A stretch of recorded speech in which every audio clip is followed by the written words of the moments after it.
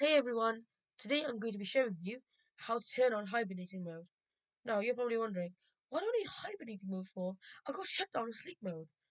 Right, now, shutdown mode, it deletes all your work unless you haven't saved it manually and nothing saves.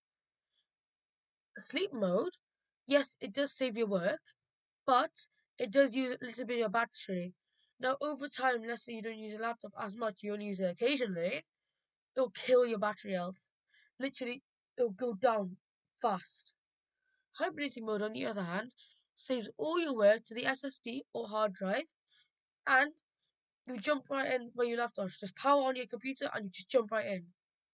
Right, let's get started then, shall we? So first, in your taskbar, type in Control Panel. Open the app. Then, then you'll see the search bar here.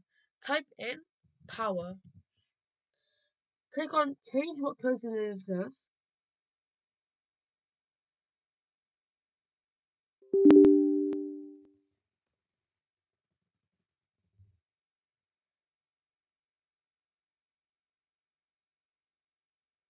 Then you have the option to hibernate.